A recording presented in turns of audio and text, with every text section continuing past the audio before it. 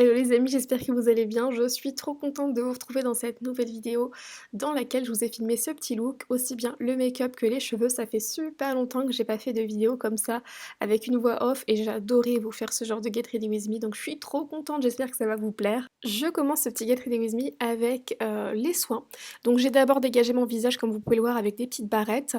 Je viens appliquer une essence de chez Ole Henriksen qui va à la fois, enfin je trouve que ça fait du bien d'appliquer un produit un peu liquide et frais le matin, je sais pas ce que vous en pensez.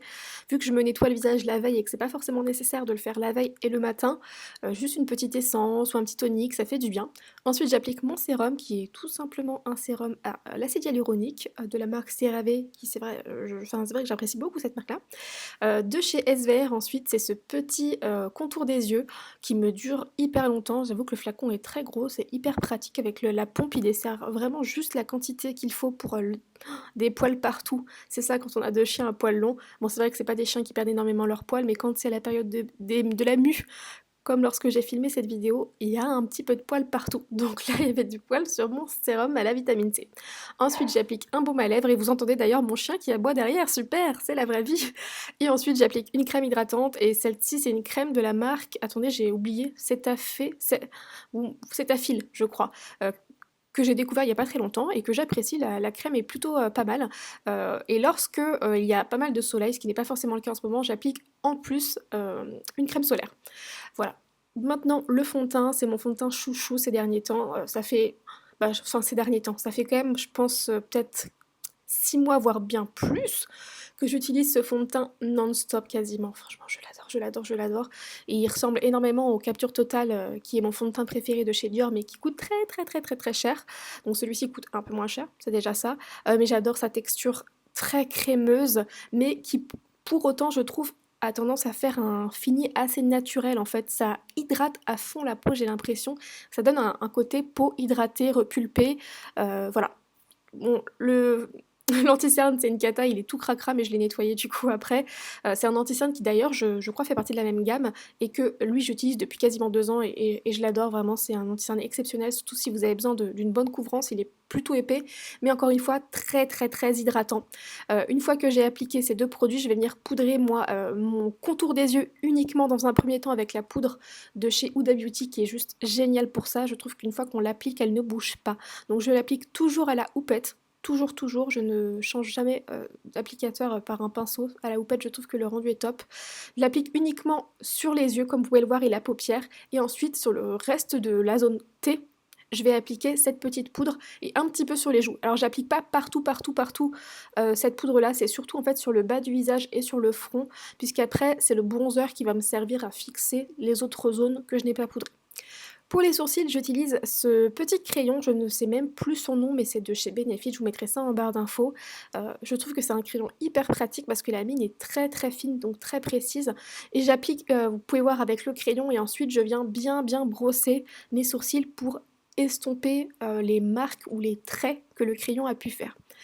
Ensuite, pour le bronzer, j'applique ce bronzer de chez Charlotte Tilbury que j'ai ressorti. Ça fait un moment que je l'avais et c'est vrai que j'ai tellement l'habitude d'utiliser les mêmes produits au quotidien, je sais pas si c'est votre cas, que parfois je délaisse certains produits.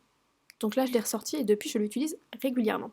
Pour la palette, vous avez pu voir que je vais utiliser une palette Anastasia Beverly Hills, c'est une toute petite. Mais dans un premier temps, je viens faire le creux de paupière avec mon bronzer.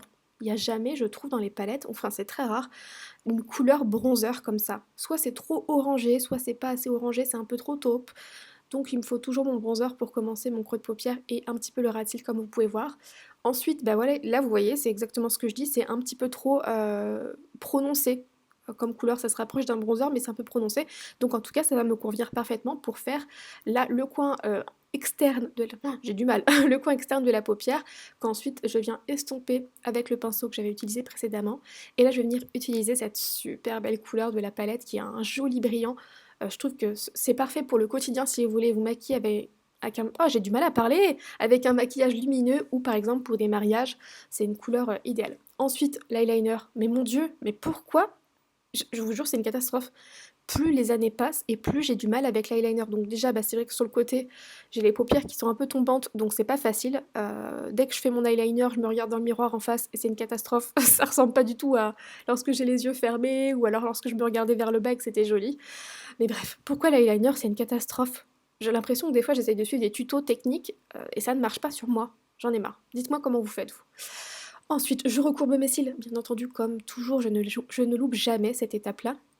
Et je vais venir appliquer mon petit mascara du moment, c'est le Benefit. Ça fait aussi des mois que j'utilise celui-ci, je l'aime beaucoup. Et le recourbe-cils, là, j'ai du mal à parler, je vous jure, c'est une catastrophe. En même temps, je filme cette, enfin, j'enregistre cette voix off de très très très bon matin. Bon, voilà, bref, un petit coup de crayon sur la muqueuse. Et puis voilà, je trouve que le crayon, ça ouvre vachement le regard et ça faisait longtemps que je l'avais pas utilisé.